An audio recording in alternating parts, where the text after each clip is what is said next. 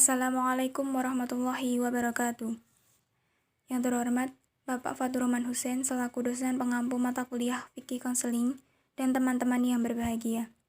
Di sini kami kelompok 2 yang beranggotakan Yoga Cahya Pangesta dengan NIM 211221010 dan yang kedua Hanifah Afif Qanaah dengan NIM 211221011 dan saya sendiri Wahyunur Barokah dengan NIM 211221012 dan Helena Rumdiasiwi dengan NIM 211221013 dan yang terakhir Nur Aida Oktaviana dengan NIM 211221014.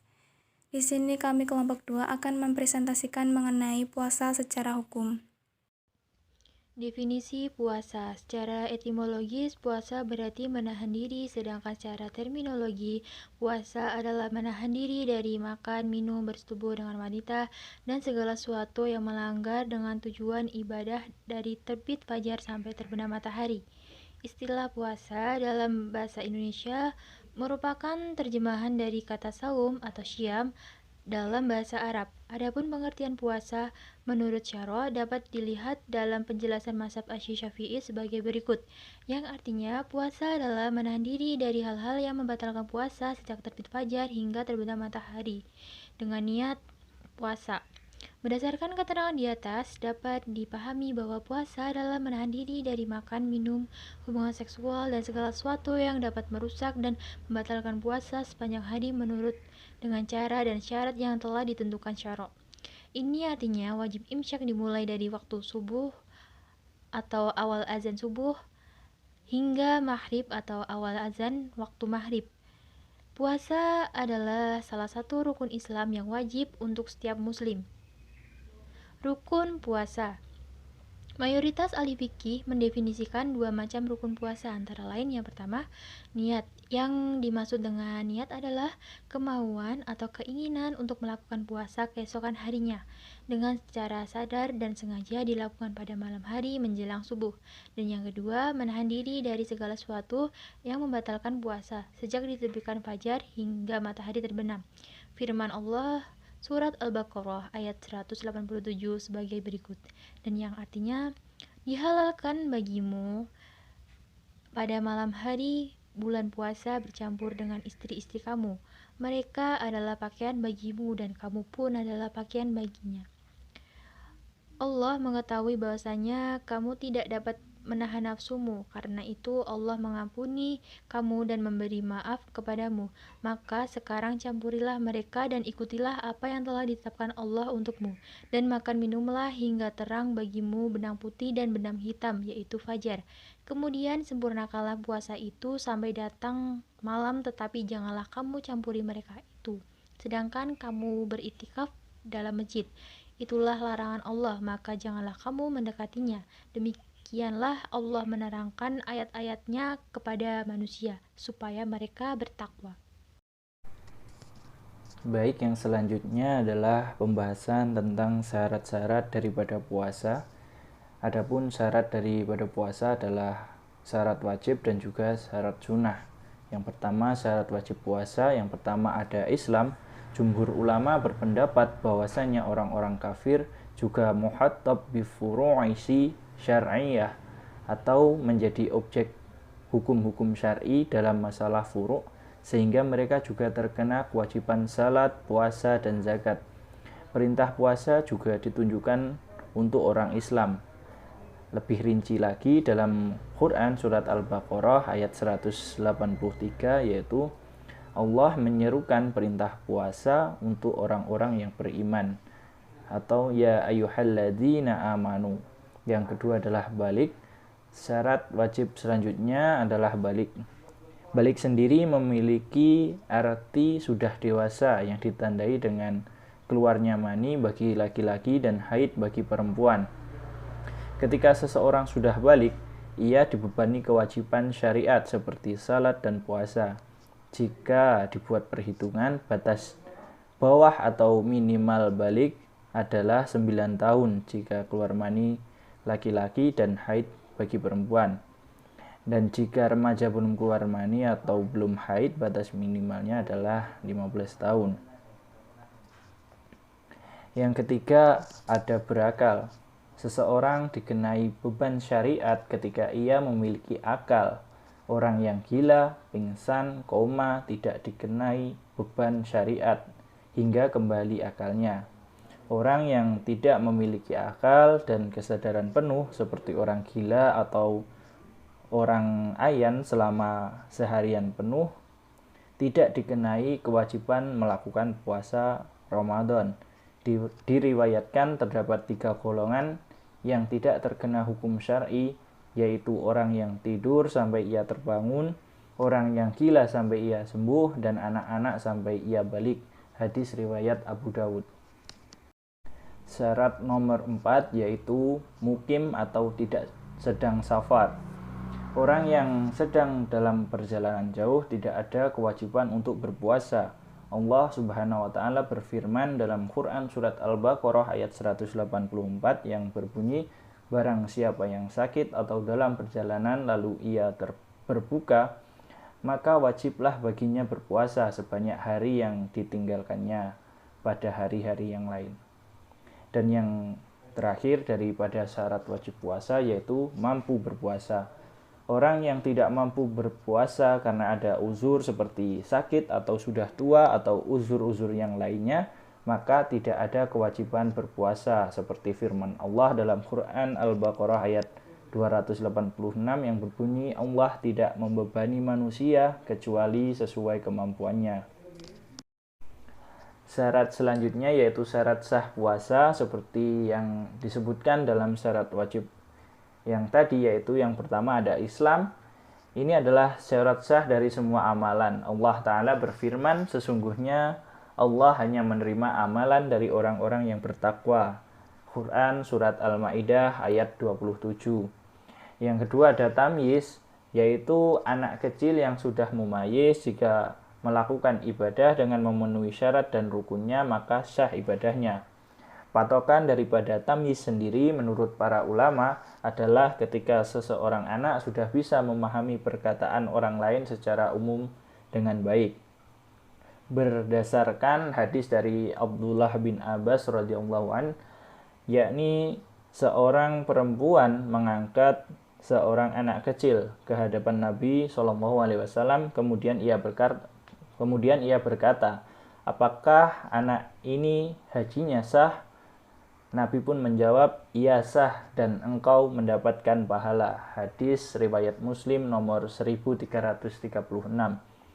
Syarat yang ketiga adalah berakal. Seperti tadi, orang yang tertutup akalnya tidak sah dan tidak teranggap amalannya karena tidak ada niat daripada dirinya. Kemudian syarat sah yang keempat adalah suci dari haid dan nifas. Perempuan yang sedang haid dan nifas tidak sah ibadahnya karena berada dalam kondisi yang berhadas akbar atau hadas besar. Dasar hadisnya berdasarkan hadis dari Mu'adzah yang pernah bertanya kepada Aisyah radhiyallahu an tentang hal tersebut. Mu'adzah berkata, saya bertanya kepada Aisyah, kenapa gerangan perempuan yang haid mengkodok puasa dan tidak mengkodok sholat? Aisyah pun menjawab, apakah kamu dari golongan Haruriyah? Aku pun menjawab, aku bukan Haruriyah, tapi aku hanya bertanya. Aisyah pun menjawab, kami dahulu juga mengalami haid, maka kami diperintahkan untuk mengkodok puasa dan tidak diperintahkan untuk mengkodok sholat. Syarat sah daripada puasa yang kelima adalah masuk waktu. Puasa hanya sah atau terhitung sah jika dikerjakan pada waktunya. Salah satunya ketika bulan Ramadan dan antara terbit fajar sampai tenggelamnya matahari. Allah Subhanahu wa taala berfirman, bulan Ramadan, bulan yang di dalamnya diturunkan permulaan Al-Qur'an sebagai petunjuk bagi manusia dan penjelasan-penjelasan mengenai petunjuk itu dan pembeda antara yang hak dan yang batil. Quran surat Al-Baqarah ayat 185. Dan syarat sah puasa yang terakhir ada berniat. Niat merupakan syarat sah puasa karena puasa adalah ibadah, sedangkan ibadah tidaklah sah kecuali dengan niat sebagaimana ibadah yang lain. Dalil daripada hal ini adalah sabda Nabi Shallallahu Alaihi Wasallam mengatakan, sesungguhnya setiap amal itu tergantung dari niatnya. Namun ada yang melafazkan niat, tapi ada juga yang tidak. Ini tergantung dari pemahaman seseorang itu masing-masing. Selanjutnya adalah penyebab batalnya puasa. Adapun penyebab batalnya puasa menurut Kitab Fathul Qorib bab saum atau puasa ada 10, antara lain yang pertama, masuknya benda ke dalam tubuh dengan sengaja melalui lubang yang terbuka seperti mulut, hidung, dan lainnya.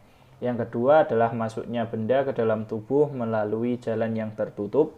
Yang ketiga, mengobati orang yang sakit melalui dua jalan, yaitu hubul dan zubur.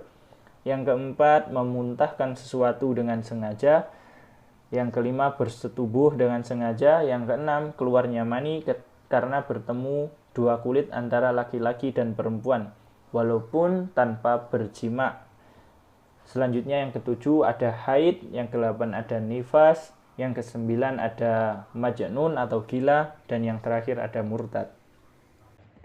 Yang tidak membatalkan puasa, yang pertama, mandi untuk mendinginkan badan. Mandi untuk mendinginkan badan diriwayatkan dari Abu Bakar bin Abdurrahman dari sebagian sahabat Nabi Shallallahu Alaihi Wasallam. Ia berkata, aku telah melihat Rasulullah Shallallahu Alaihi Wasallam di Al-Ari, atau nama sebuah desa yang berjarak beberapa hari perjalanan dari Madinah, sedang menyirami kepalanya dengan air, sedangkan beliau dengan keadaan berpuasa karena haus dan panas yang menyengat. Kemudian yang kedua, berkumur dan memasukkan air ke dalam hidung. Berkumur dan memasukkan air ke dalam hidung dengan tidak berlebih-lebihan. Dari Lahid bin Sobrah radhiyallahu anhu, dia berkata, Rasulullah Shallallahu Alaihi Wasallam bersabda, dan lakukanlah intisyak atau memasukkan air ke dalam hidung dengan sangat, kecuali jika engkau dalam keadaan puasa. Yang ketiga, hijamah atau berbekam. Hijamah atau berbekam diriwayatkan dari Ibnu Abbas radhiyallahu anhu. Dia berkata bahwa Nabi pernah berbekam sedang beliau dalam keadaan berpuasa.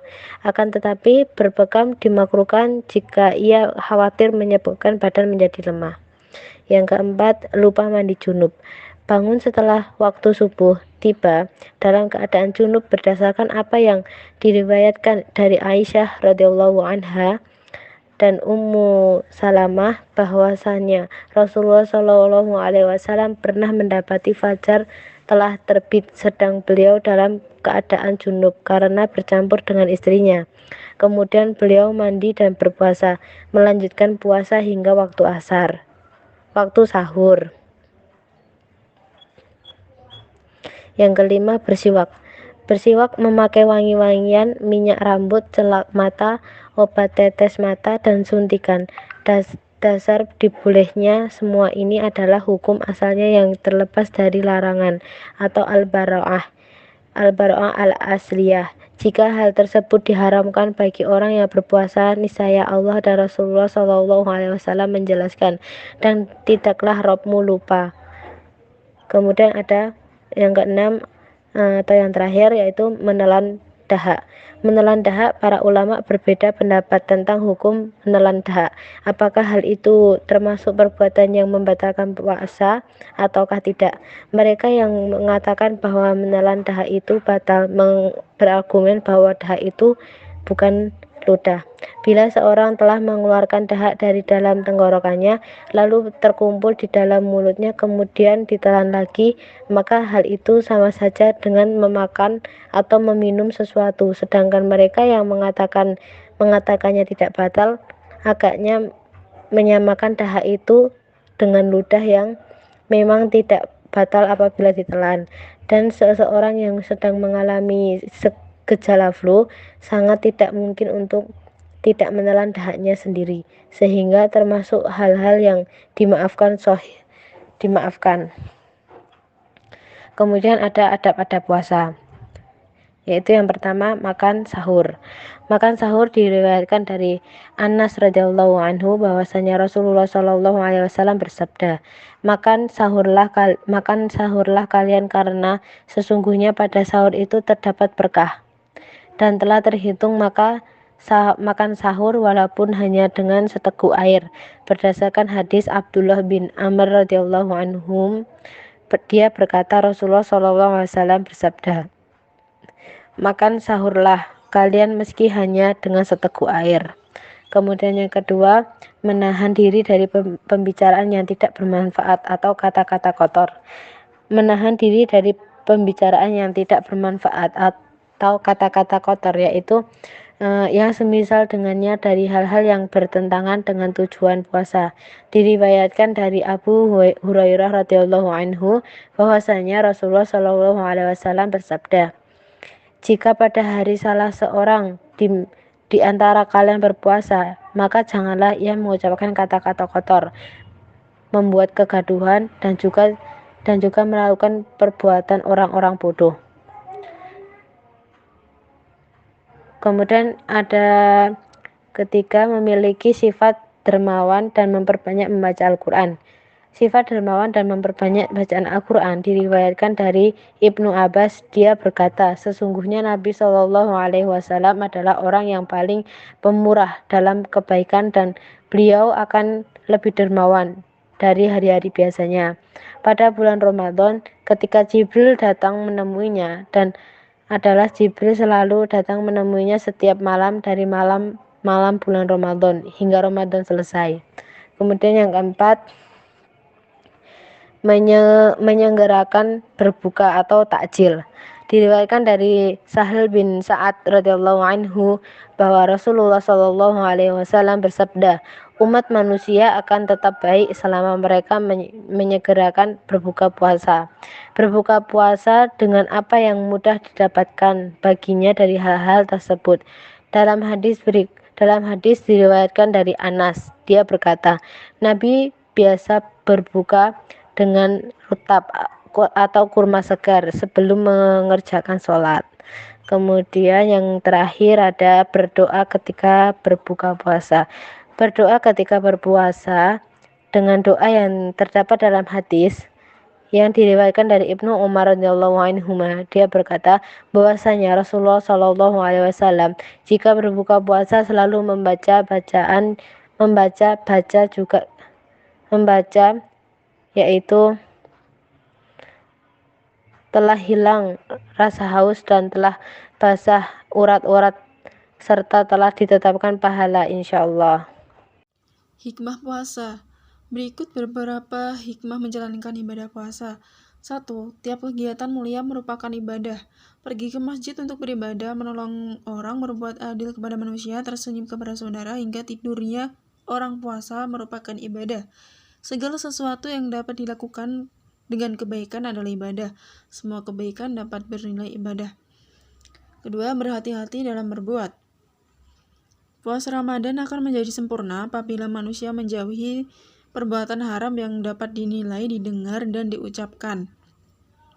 3. Menjadi banyak bersyukur. Dalam berpuasa, manusia dilatih untuk menahan yang tidak baik dilakukan, misalnya marah-marah, suudzon. 4. Melatih diri melawan hawa nafsu. Puasa yang dilaksanakan dari subuh hingga azan maghrib berkumandang tentu bukan hal yang mudah jika kita tidak terbiasa menahan diri. 5. Mengajarkan untuk hidup sederhana. Dengan berpuasa, kita pun juga dapat melatih untuk hidup sederhana. 6. Menjaga kesehatan. Manfaat dari puasa adalah menjaga kesehatan tubuh dan dapat melakukan detoksifikasi atau pengeluaran racun dalam tubuh.